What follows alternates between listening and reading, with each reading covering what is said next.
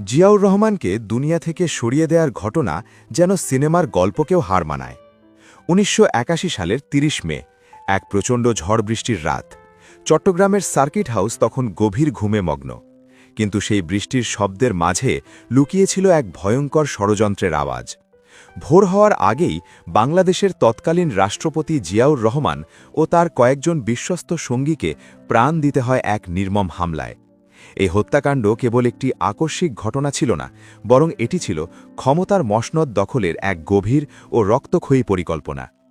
সেদিনের প্রত্যক্ষদর্শী চট্টগ্রামের প্রবীণ সাংবাদিক হেলাল উদ্দিন চৌধুরী জানান, ফজরের আজানের কিছু আগে প্রচণ্ড গুলির শব্দে চারপাশ কেঁপে ওঠে। বিদ্রোহী অফিসাররা দুই ভাগে ভাগ হয়ে সার্কিট হাউসে আক্রমণ চালায়। একদল রকেট লঞ্চার ছুটতে থাকে, অন্য দল বৃষ্টির মতো গুলি ছুটতে ছুটতে ভেতরে ঢুকে পড়ে। গুলির শব্দ শুনে রাষ্ট্রপতি জিয়াউর রহমান নিজের কক্ষ থেকে বেরিয়ে আসেন। ঠিক সেই সময় লেফটেন্যান্ট কর্নেল মতিউর রহমান টলটলে ওপরে উঠে এসে খুব কাছ থেকে জিয়ার বুক লক্ষ্য করে ২৮টি গুলি চালান। মাত্র কয়েক সেকেন্ডের মধ্যে পুরো শরীর ঝাঁঝরা হয়ে মাটিতে লুটিয়ে পড়েন জিয়াউর রহমান। সকালে আলো ফোটার আগেই তার নিথর দেহটি চট্টগ্রামের রাঙ্গুনিয়ার এক নির্জন পাহাড়ি এলাকায় দাফন করা হয়।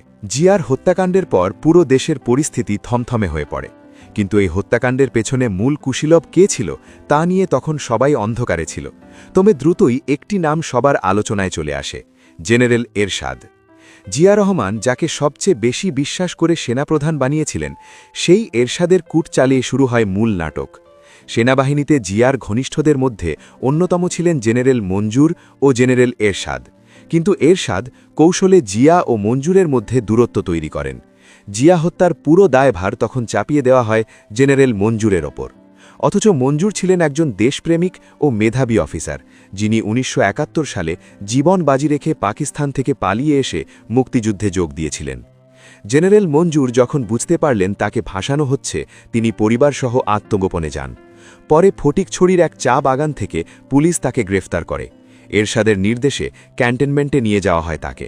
সেখানে এক অফিসার খুব কাছ থেকে মঞ্জুরের মাথায় গুলি করে তাকে হত্যা করেন। পরদিন সরকার বিজ্ঞপ্তি দিয়ে জানায়, ক্ষুব্ধ সৈনিকদের হাতে মঞ্জুর নিহত হয়েছেন। মূলত সত্য গোপন করতেই মঞ্জুরকে দ্রুত সরিয়ে দেওয়া হয়েছিল। জিয়া হত্যার বিচার করা হয় মাত্র ১৮ দিনে। সেই বিচারে ১৩ জন মুক্তিযোদ্ধা অফিসারকে ফাঁসি দেওয়া হয়, যাদের এই হত্যাকাণ্ডের সাথে কোনো বাস্তব সম্পৃক্ততা ছিল না। এক এক করে সরে গেলেন জিয়া ও মঞ্জুর, আর ফাঁসিতে ঝোলালেন প্রভাবশালী মুক্তিযোদ্ধা অফিসারদের। এই বিশাল রক্তক্ষয়ী পথ মারিয়ে ১৯৮৩ সালে বাংলাদেশের রাষ্ট্রপতি হিসেবে আসীন হলেন জেনারেল এরশাদ।